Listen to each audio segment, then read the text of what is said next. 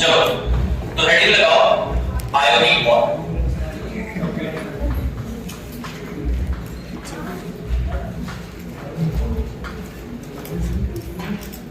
Ionic bond का कोई पूछेगा कि दूसरा नाम क्या है, what is the another name of ionic bond, आप बोल सकते हो electrovalent bond.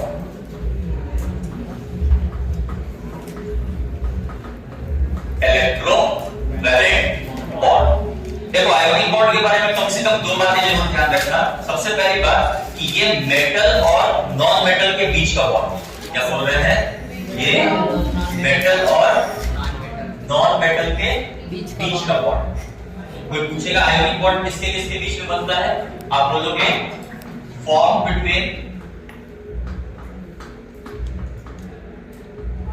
Metal and non metals. ठीक है, आयोनिक बॉन्ड में क्या होता है, जैसे कि हम कोवैलेंट बॉन्ड लास्ट क्लास में आपको बताए थे कि इलेक्ट्रॉन का शेयरिंग होता है। वहां पे क्या होगा, इलेक्ट्रॉन का शेयरिंग। आयोनिक बॉन्ड में क्या होता है, complete transfer of electron takes place. Complete transfer of electron takes place. साथ साथ लिखते जाओ। पूछेगा कि इलेक्ट्रॉन कौन डोनेट करता है और कौन इलेक्ट्रॉन गेन करता है। तो मेटल जो होता है, जैसा कि हमने आपको बताया कि आयोनिक बॉन्ड हमेशा मेटल और नॉन मेटल के बीच में बनेगा। तो ये मेटल जो होगा वो हमेशा इलेक्ट्रॉन का डोनेट करेगा और नॉन मेटल क्या करेगा, हमेशा इलेक्ट्रॉन का गेन करेगा। तो आप बोल सकते हो कि metal will always donate electron and non-metal will always accept electron। हमेशा नॉन मेटल क्या करेगा, आपके इलेक्ट्रॉन को एक्सेप्ट करेगा। जैसे अगर हम एग्जांपल की बात करें, जैसे एग्जांपल में अगर हम देखें formation of NaCl, formation of NaCl, तो यहां पे हमारे पास मेटालिक पार्ट है सोडियम और नॉन मेटालिक पार्ट है क्लोरीन। तो सोडियम का इलेक्ट्रॉनिक कॉन्फ़िगरेशन अगर आप लिखते हो 2 8 और 1, बोलो हाँ या ना। तो अपने आप को स्टेबल करने के लिए ये क्या करता है, एक इलेक्ट्रॉन का रिलीज करता है और ये Na+ में कन्वर्ट हो जाएगा। एक इलेक्ट्रॉन का रिलीज करके ये क्या करेगा, Na+ में कन्वर्ट हो जाएगा। जब आप Na+ का इलेक्ट्रॉनिक कॉन्फ़िगरेशन लिखोगे तो क्या हो जाएगा, 2 and 8। कोई दिक्कत वाली बात। अब जो हमारे पास क्लोरीन है जिसका एटॉमिक नंबर होता है 70, अगर हम इसका इलेक्ट्रॉनिक कॉन्फ़िगरेशन लिखें 2 8 7, इसको ऑक्टेट पूरा करने के लिए क्या चाहिए, एक इलेक्ट्रॉन चाहिए। तो ये जो सोडियम ने एक इलेक्ट्रॉन रिलीज किया है, ये क्लोरीन क्या करता है, एक इलेक्ट्रॉन का गेन करके और Cl- में कन्वर्ट हो जाता है। अब अगर हम आपको एक चीज बताएं कि आयोनिक बॉन्ड कोई बॉन्ड नहीं, आयोनिक बॉन्ड कोई बॉन्ड नहीं, ये क्या होता है, तो ये इलेक्ट्रोस्टैटिक फोर्स ऑफ अट्रैक्शन है। क्या बोल रहे हैं, ionic bond is exactly an electrostatic force of attraction between cation and anion. ये कोई बॉन्ड एग्जैक्टली में नहीं होता है, ये क्या है, एक इलेक्ट्रोस्टैटिक फोर्स ऑफ अट्रैक्शन है। किसके किसके बीच में, कैटायन और एनायन के बीच में। अच्छा, अब एक चीज समझो, मेरा क्वेश्चन ये है कि अगर हम यहां पे Na+ का इलेक्ट्रॉनिक कॉन्फ़िगरेशन देखें तो इसने आउटर मोस्ट ऑर्बिट में 8 इलेक्ट्रॉन लेके अपने आप को स्टेबल कर लिया। यहां पे Cl- का भी देखोगे तो इसका हो जाएगा 2 8 और 8। यहां पे ये भी 8 इलेक्ट्रॉन लेके क्या कर लिया, अपने आप को स्टेबल कर लिया। तो जब ये स्टेबल हो गया तो ये फाइनली जाके आपस में क्यों जुड़ता है, मतलब यहाँ पे ये स्टेप कंप्लीट नहीं होता है। एग्जैक्टली में थर्ड स्टेप में क्या होगा कि जो हमारे पास Na+ है ये Cl- के साथ कंबाइन करके और क्या बना देता है, NaCl बना देता है। ऐसा ये क्यों किया, ऐसा ये क्यों किया? ऑक्टेट को तो पूरा करके ये 8 इलेक्ट्रॉन इसके भी आउटर मोस्ट ऑर्बिट में आ गया, 8 इलेक्ट्रॉन इसके भी आउटर मोस्ट ऑर्बिट में आ गया। तो फाइनली इसको NaCl का क्रिस्टल बनाने की क्या जरूरत पड़ी? इसका आंसर ये होता है, समझो जैसे कि हम अगर सोडियम का फॉर्मेशन देखते हैं, सोडियम आयन का, तो होता क्या है कि सोडियम जिसका इलेक्ट्रॉनिक कॉन्फ़िगरेशन है 2, 8 और 1, ये एग्जैक्टली में होता है अपने गैसियस स्टेट। किस स्टेट में होता है? और एक इलेक्ट्रॉन का लूज करके ये Na+ गैसियस बनाता है, ठीक है। एट द सेम टाइम जो क्लोराइड है या फिर क्लोरीन है जिसका इलेक्ट्रॉनिक कॉन्फ़िगरेशन 2, 8, 7 होता है, ये भी गैसियस स्टेट है। और जब ये एक इलेक्ट्रॉन का गेन करता है तो ये Cl- जो बनाया ये भी अभी किस स्टेट में होगा, गैसियस स्टेट। अब कोई भी सब्सटेंस अपने गैसियस फॉर्म में ज्यादा स्टेबल नहीं होता है, वो क्या करता है, अपने आप को सॉलिडिफाई करता है या फिर सॉलिड स्टेट में कन्वर्ट करता है और अपने आप को ज्यादा स्टेबल करता है। तो क्योंकि ये स्टेबल तो है ऑक्टेट ग्रुप से, लेकिन अभी भी इसका स्टेट क्या है हमारे पास, गैसियस फॉर्म है। तो फाइनली अपने आप को गैसियस फॉर्म में से हटा के ये Na+ गैसियस Cl- गैसियस के साथ कंबाइन करके और NaCl का ये क्या बना देता है, सॉलिड। गैसियस फॉर्म में ये ज्यादा अपने आप को स्टेबल नहीं रख पाता है, अपने आप को किस में कन्वर्ट कर लेता है, सॉलिड फॉर्म। बोलो क्लियर है? फटाफट इसको नोट करो। ये वाला पार्ट बेटा है,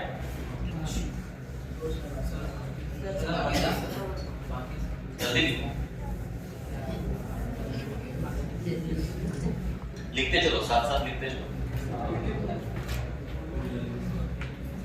चलो नेक्स्ट जो टॉपिक हमें देखना है जिसको कि हम लोग इलेक्ट्रोवैलेंसी है, बोलो साथ में, क्या नाम है इसका, इलेक्ट्रोवैलेंसी। इलेक्ट्रोवैलेंसी का डेफिनेशन क्या है कि कोई भी एटम जितना इलेक्ट्रॉन का गेन किया या फिर कितना इलेक्ट्रॉन का लॉस किया, that is called as the electrovalency of that atom. तो आप लिख सकते हो नंबर ऑफ इलेक्ट्रॉन लॉस्ट और गेन्ड बाय एन एटम, उसी को हम लोग क्या कहते हैं, इलेक्ट्रोवैलेंसी कहते हैं। जब कभी भी आप किसी एलिमेंट का या फिर किसी भी एटम का इलेक्ट्रोवैलेंसी डिफाइन करोगे, इलेक्ट्रोवैलेंसी कभी भी नेगेटिव में नहीं लिया जाता है। इलेक्ट्रोवैलेंसी आप हमेशा किस में लोगे, पॉजिटिव। तो सेकंड पॉइंट कहता है इलेक्ट्रोवैलेंसी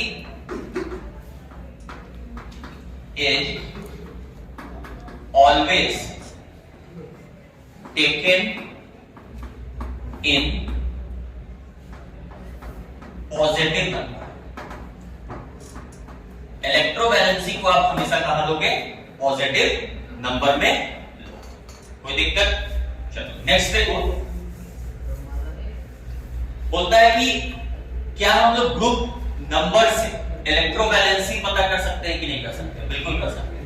जैसे मान लो अगर हमारे पास ग्रुप 1 का एलिमेंट्स है, तो ग्रुप 1 के एलिमेंट्स का जो इलेक्ट्रोवैलेंसी होगा, एक ही इलेक्ट्रॉन होता है इनके आउटर मोस्ट ऑर्बिट में, है ना। तो एक इलेक्ट्रॉन को वो लूज करके अपने आप को स्टेबल कर सकते हैं। तो बोल सकते हो कि इनकी इलेक्ट्रोवैलेंसी हमेशा कितनी होगी, +1। अगर एट द सेम टाइम हम लोग ग्रुप 2 के बारे में बात करें तो इनकी इलेक्ट्रोवैलेंसी हमेशा +2। ग्रुप 3 के बारे में बात करें, इनकी इलेक्ट्रोवैलेंसी हमेशा +3। ग्रुप 3 से लेके ग्रुप 12 तक ये हमारा डी ब्लॉक एलिमेंट आता है। कहां से कहां आएगा, डी ब्लॉक एलिमेंट। और इनका वेरिएबल इलेक्ट्रोवैलेंसी शो करता है। जैसे आयरन ही ले लो, +2 भी करता है, +3 भी करता है। जैसे कॉपर ले लो, +2 भी करेगा, +3 भी करेगा, जिसको कि हम लोग क्यूप्रस और क्यूप्रिक का नाम देते हैं। तो ग्रुप नंबर 3 से ग्रुप नंबर 12 आप बोल सकते हो कि वेरिएबल इलेक्ट्रो वैलेंसी, या फिर कांस्टेंट वैलेंसी शो नहीं करेगा, ये हमेशा क्या करेगा, वेरिएबल इलेक्ट्रो वैलेंसी शो करेगा। कोई दिक्कत वाली बात। उसके बाद आ जाओ ग्रुप 13 पे। तो ग्रुप 13 का जो इलेक्ट्रो वैलेंसी होता है 13, तो मतलब इसका भी क्या हो जाएगा, +3। ग्रुप नंबर 14, देखो ग्रुप नंबर 14 हमेशा कोवैलेंट बॉन्ड बनाता है। कार्बन हो गया, सिलिकॉन हो गया, जर्मेनियम हो गया, ये सब हमेशा क्या करेगा, कोवैलेंट बॉन्ड बनाएगा। और इलेक्ट्रोवैलेंसी जो होता है वो हमेशा आयोनिक बॉन्ड के लिए ही डिफाइंड है। तो हम लोग बोल सकते हैं कि ग्रुप नंबर 14 का कोई भी इलेक्ट्रोवैलेंसी हम लोग प्रेडिक्ट नहीं कर सकते हैं। क्यों नहीं कर सकते? बिकॉज ग्रुप नंबर 14 हमेशा कैसा बॉन्ड बनाएगा, ये हमेशा कोवैलेंट बॉन्ड बनाएगा। ग्रुप नंबर 15 पे आ जाओ। ग्रुप नंबर 15 का बताओ, तो 5 इलेक्ट्रॉन होगा इसके पास और 3 इलेक्ट्रॉन लेके ये ऑक्टेट पूरा करेगा, मतलब +3 दिखाएगा। ग्रुप नंबर 16 ये क्या दिखाएगा, +2। ग्रुप नंबर 17 ये क्या दिखाएगा, +2। और ग्रुप नंबर 18 तो आपका इनर्ट होता है। तो हम लोग ग्रुप नंबर से किसी भी एटम का इलेक्ट्रोवैलेंसी भी पता कर सकते हैं, उस कंपाउंड उस एटम का इलेक्ट्रोवैलेंसी क्या। कोई दिक्कत वाली बात, नोट करो इसको।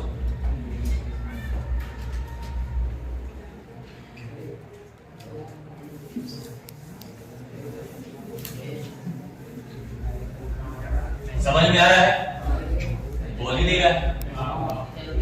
देखो बहुत इंपॉर्टेंट चैप्टर है ये, केमिकल बॉन्डिंग, ठीक है। जैसे ही आपका नेक्स्ट क्लास से, नेक्स्ट नहीं 1-2 क्लास के बाद हम लोग पूरा हाइब्रिडाइजेशन वाले टॉपिक पे जाएंगे, वो और भी इंपॉर्टेंट हो जाता है। नेक्स्ट हेडिंग लगाओ, energy changes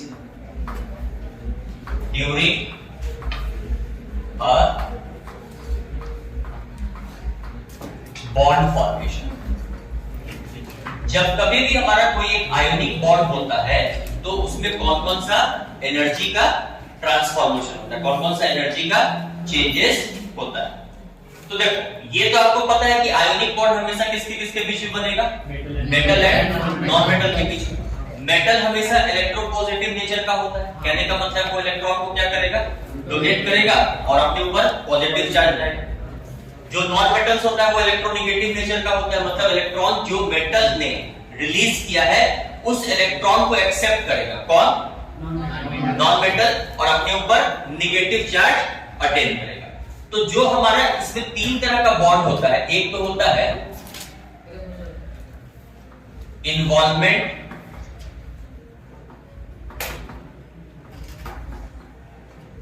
of ionization energy, involvement of ionization energy. कहने का मतलब है कि जो हमारा मेटल है जिसको कि हमने M से डिनोट कर दिया, ठीक है, ये मेटल क्या करता है, अपने ऊपर पॉजिटिव चार्ज लाएगा और साथ में एक इलेक्ट्रॉन डोनेट करेगा। और मेटल का स्टेट क्या होना चाहिए, गैसियस स्टेट होना चाहिए। अब यहां से आप आयोनाइजेशन एनर्जी का डेफिनेशन को यहां से ले लो। आयोनाइजेशन एनर्जी क्या होता है, किसी भी एटम के आइसोलेटेड गैसियस एटम होना चाहिए और उसमें से जो एक इलेक्ट्रॉन निकालते हैं उसके लिए जितना एनर्जी देना पड़े, that is called as ionization energy. उसी को हम लोग क्या कहते हैं।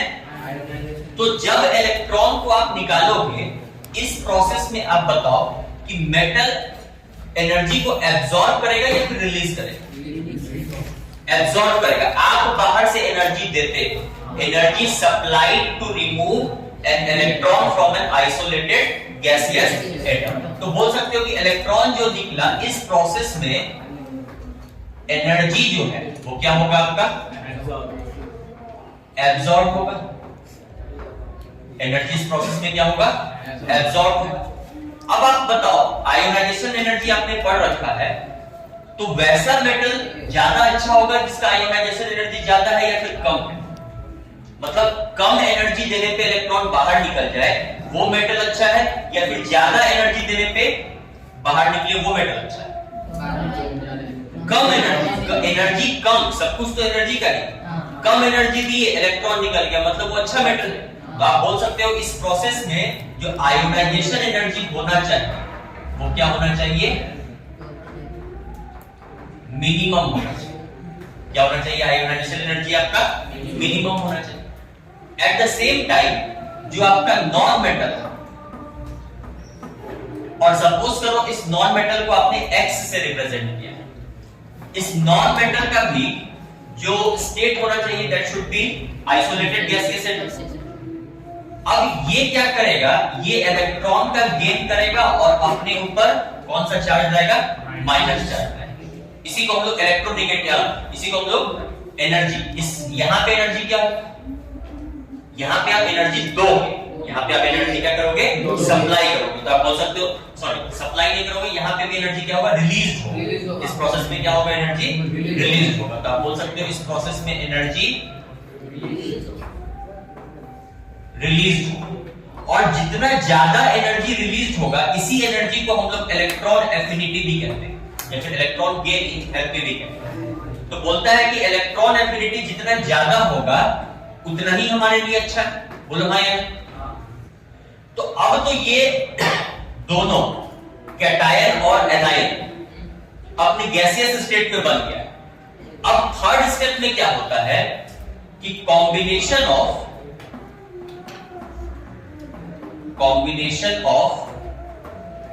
Cation and anion will take place.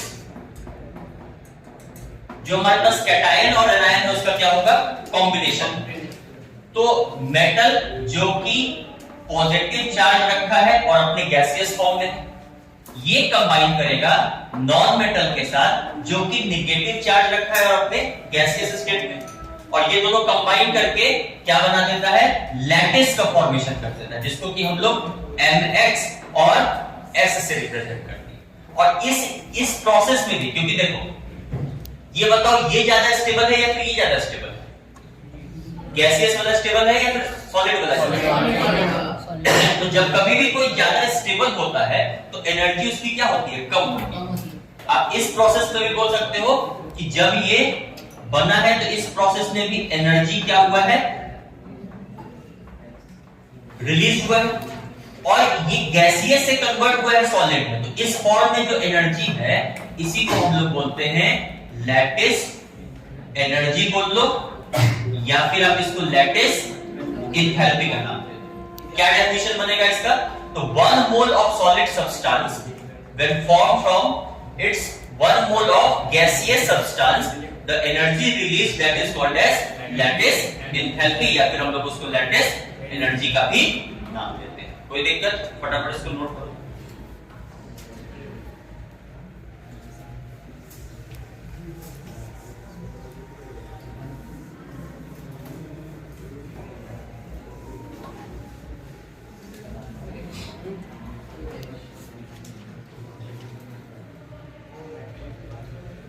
अब जैसे एक टाइप का क्वेश्चन आपसे पूछ सकता है, which one of the following will have more ionic character? Option में अपने पास दिया हुआ है sodium chloride, sodium chloride, sodium bromide और सोडियम आयोडाइड। देखो इस टाइप के क्वेश्चन को कैसे सॉल्व किया जाता है, बोलता है कि आयोनिक कैरेक्टर कब अच्छा होगा, जब वो उसके पास अगर मेटल है और उसके पास मेटेलिक कैरेक्टर अगर ज्यादा है तो हम बोलेंगे कि उसके पास आयोनिक कैरेक्टर भी क्या है, ज्यादा है। अगर हम नॉन मेटालिक वाले पार्ट को कंसीडर करते हैं,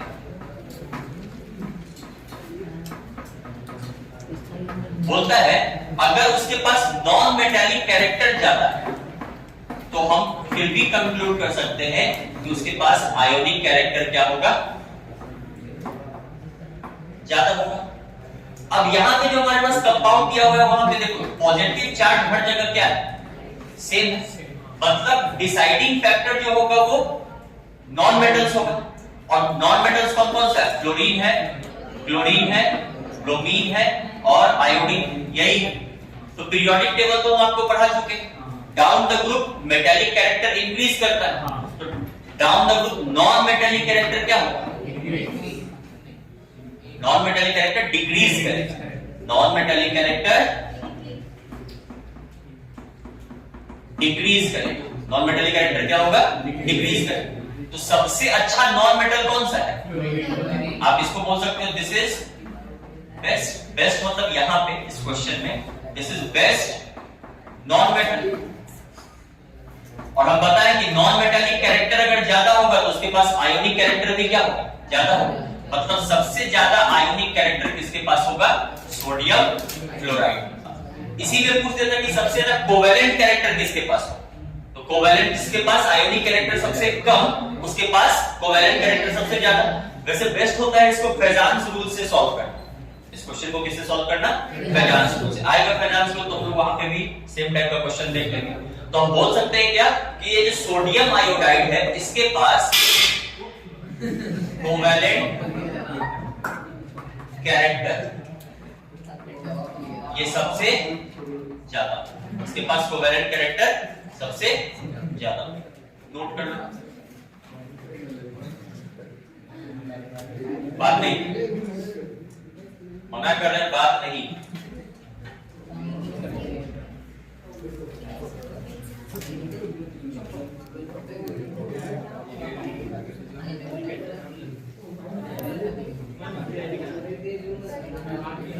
चलो इसी में एक और क्वेश्चन देंगे। जैसे बोल दे कि किसके पास आयोनिक कैरेक्टर सबसे ज्यादा हो, ऑप्शन देते हमें सोडियम क्लोराइड, लिथियम से स्टार्ट करो, लिथियम क्लोराइड, फिर सोडियम क्लोराइड, पोटेशियम क्लोराइड और रुबिडियम क्लोराइड। ठीक है, तो यहां पे देखो निगेटिव वाला पार्ट मतलब नॉन मेटालिक पार्ट आपका सेम, तो आप बोल सकते हो कि जो अच्छा मेटल होगा या फिर जिसके पास मेटालिक कैरेक्टर जितना ज्यादा होगा उसके पास आयोनिक कैरेक्टर उतना ज्यादा होगा। और एलिमेंट हमारे पास सेम ग्रुप का है, आया ना, तो ली ना ही रफ। डाउन द ग्रुप आपको पता है मेटालिक कैरेक्टर क्या होता है, मेटालिक कैरेक्टर इंक्रीजेस। मतलब ये आपका सबसे अच्छा मेटल है यहां पे, दिस इज गुड मेटल। तो सबसे ज्यादा आयोनिक कैरेक्टर किसके पास होगा, जो सबसे अच्छा मेटल है। मतलब rubidium chloride will be having maximum ionic character. पूछेगा कोवेलेंट कैरेक्टर सबसे ज्यादा किसमें होगा, तो lithium chloride will have most covalent character, इसके पास कोवेलेंट कैरेक्टर सबसे ज्यादा।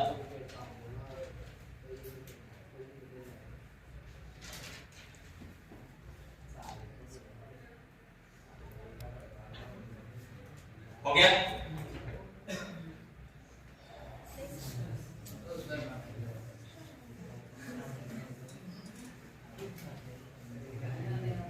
बात नहीं करो, क्या बात करते रहता है जितना, और लेट से चलो नेक्स्ट हेडिंग लगाओ properties of ionic compound.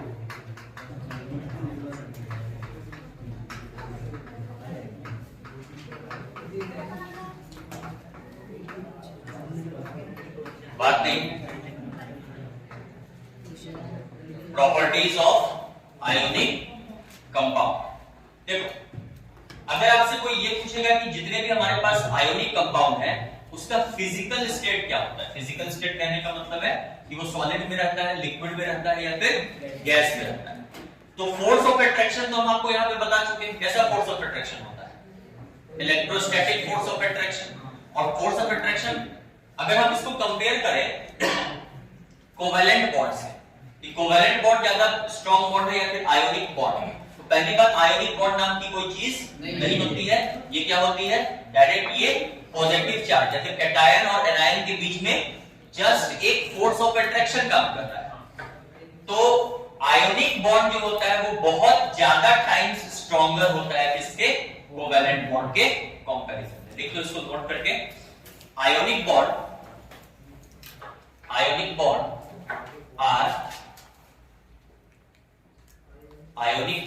Are very much stronger,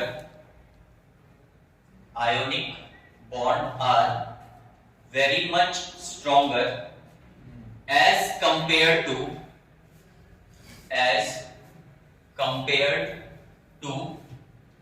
the covalent bond, as compared to the covalent bond। तो अगर हम इसके फिजिकल स्टेट के बारे में बात करें तो जितने भी आपके पास आयोनिक कंपाउंड्स होते हैं वो हमेशा सॉलिड क्रिस्टल्स के फॉर्म में होंगे। किस फॉर्म में होंगे? सॉलिड क्रिस्टल्स के फॉर्म में होंगे। क्यों? क्योंकि यहां पे जो फोर्स ऑफ अट्रैक्शन है वो बहुत स्ट्रॉन्ग होता है, जिसको कि हम लोग क्या नाम देते हैं? Electrostatic force of attraction. Electrostatic force of attraction, ठीक है। अच्छा, ये सॉलिड में होगा तो इसका melting point and boiling point बहुत ज्यादा होगा, तो बोल सकते हो उसका boiling point and melting point क्या होता है? बहुत ज्यादा हाई होता है। Melting point and boiling point of ionic compounds are very much high. तीसरा, अगर हम इसके कंडक्टिविटी के बारे में बात करें, कंडक्टिविटी कहने का क्या मतलब है? ये इलेक्ट्रिसिटी और हीट को कंडक्ट कर सकता है कि नहीं कर सकता है। तो याद रखना कि जितने भी हमारे पास आयोनिक कंपाउंड्स, स्पेलिंग गलत है ना,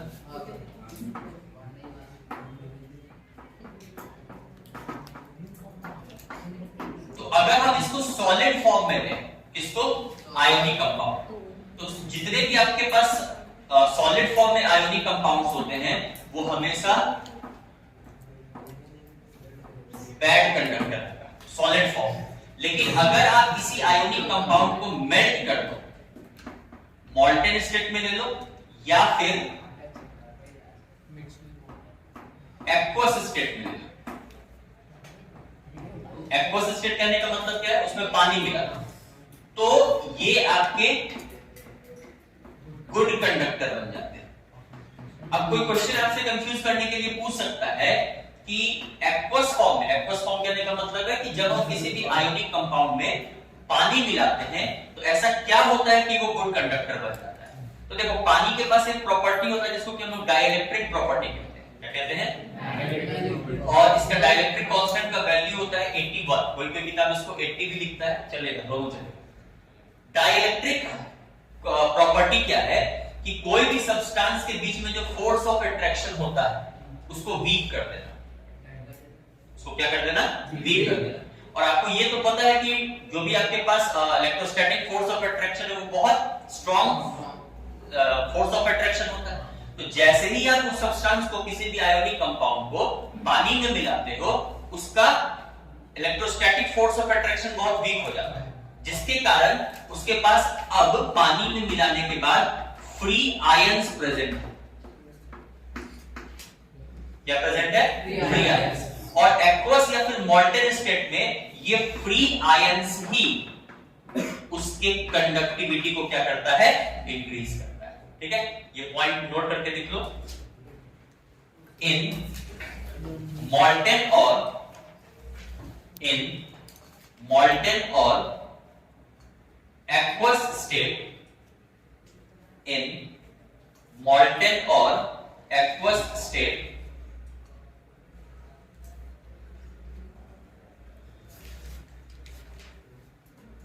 the presence of free ions, the presence of free ions makes ionic compound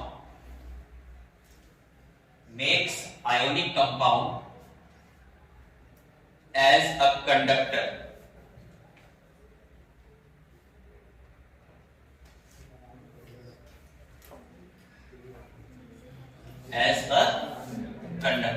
बेटा इसको चलो नेक्स्ट पॉइंट। एक टर्म आता है जिसको कि हम लोग आइसोमेरिज्म कहते हैं।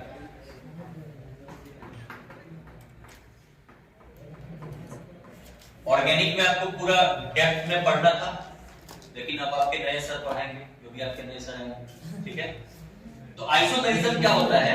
आइसोमेरिज्म मतलब हो गया कि सेम मॉलिक्यूलर फार्मूला, उसका मॉलिक्यूलर फार्मूला क्या होगा? सेम होगा, और उसका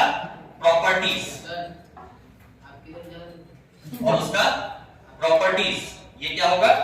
अलग अलग होगा, उसका प्रॉपर्टीज अलग अलग, और उसका स्ट्रक्चरल फार्मूला क्या होगा? अलग अलग होगा। उसी को हम लोग क्या कहते हैं? आइसोमेरिज्म। डिटेल्स में पढ़ाया जाएगा। बात ये होती है कि क्या आपके पास जो भी आयोनिक कंपाउंड है, क्या वो आइसोमेरिज्म शो करता है कि नहीं करता है? तो देखना, जो भी आपके आयोनिक कंपाउंड्स हैं वो आइसोमेरिज्म शो नहीं करते। देखो, ionic compounds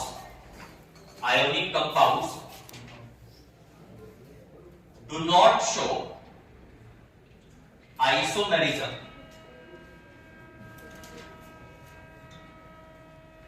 Ionic compounds do not show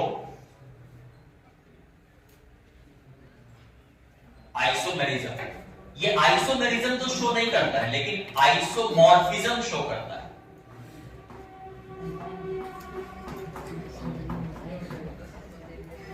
क्या शो करता है आयोनिक कंपाउंड?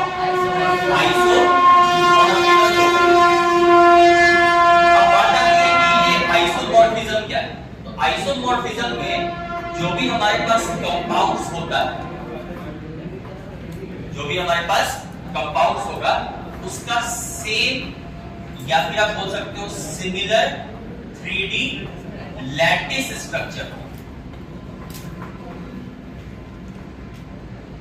आइसोमॉर्फिज्म क्या है? एक ऐसा फेनोमेनन है जिसमें कि आयोनिक कंपाउंड्स के पास क्या होता है? Same 3D lattice structure. Note करो, ionic compounds will show isomorphism. Ionic compounds will show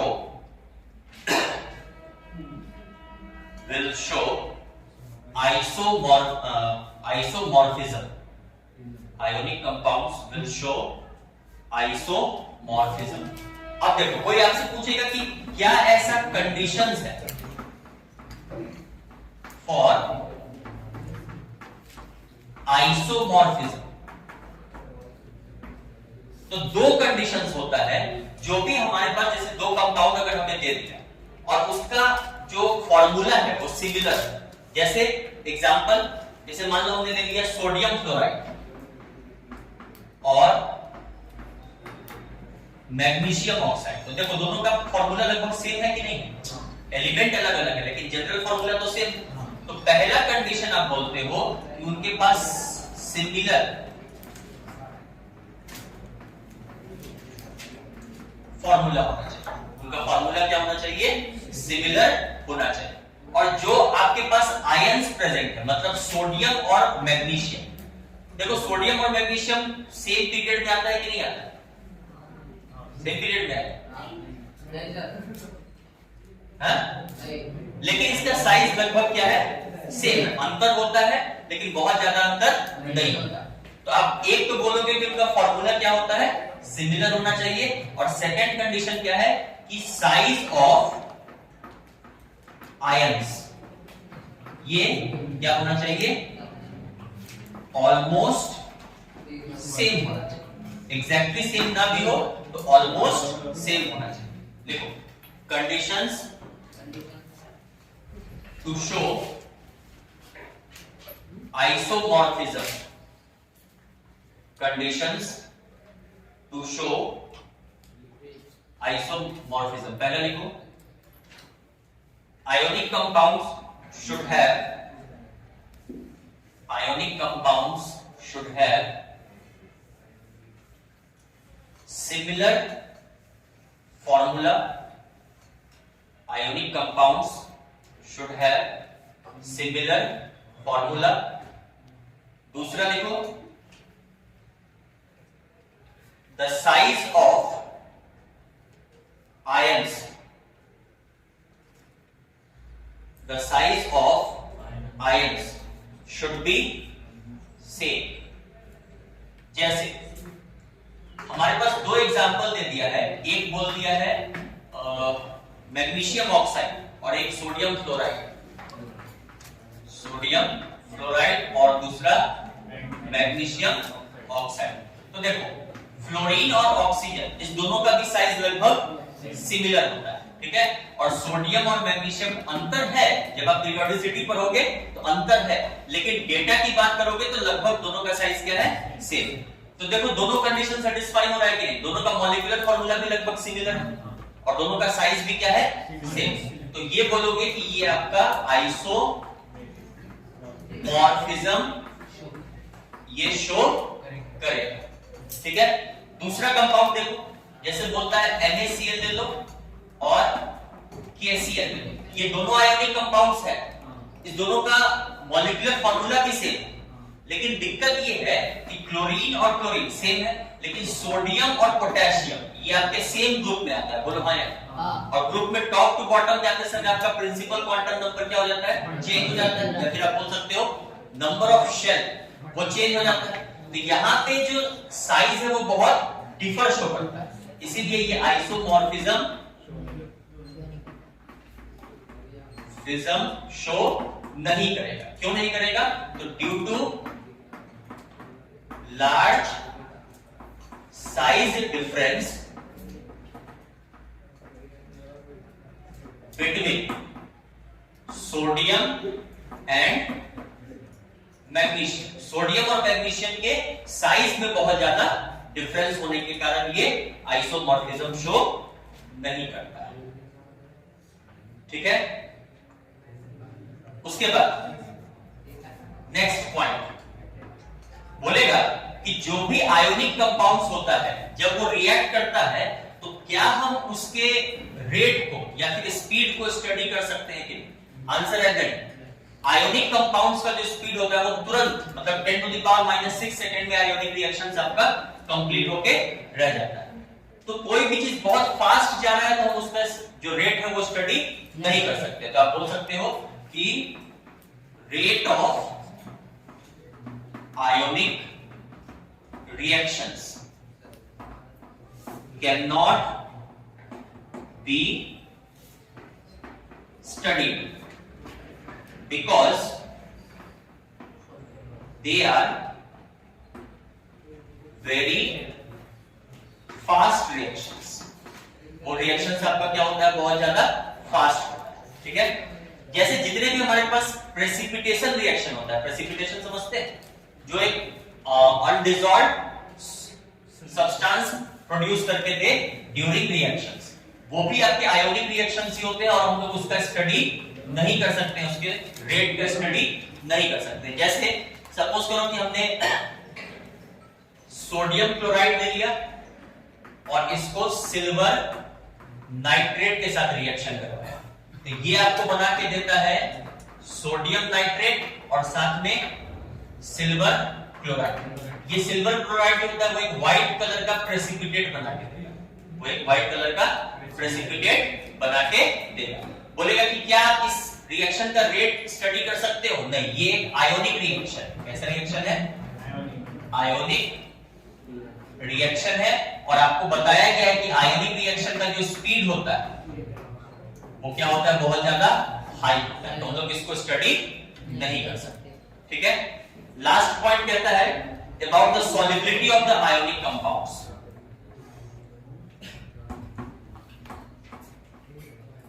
solubility of ionic compounds, तो जो सॉल्युबिलिटी होता है वो दो एनर्जी पे, आयोनिक कंपाउंड्स का सॉल्युबिलिटी दो एनर्जी पे डिपेंड करता है। एक एनर्जी को हम लोग बोलते हैं हाइड्रेशन एनर्जी बोल लो या फिर एंथैल्पी बोल लो, और दूसरा जो होता है that is called as solvation energy. Hydration energy और दूसरा क्या, सॉल्वेशन एनर्जी। तो ये दोनों टॉपिक को हमें डिटेल्स में पढ़ना पड़ेगा, जो कि हम लोग अपने नेक्स्ट क्लास में देखेंगे। तो क्लास क्लियर है, कोई दिक्कत, किसी को कोई डाउट? बाकी हम लोग अपने नेक्स्ट क्लास में Jadi nanti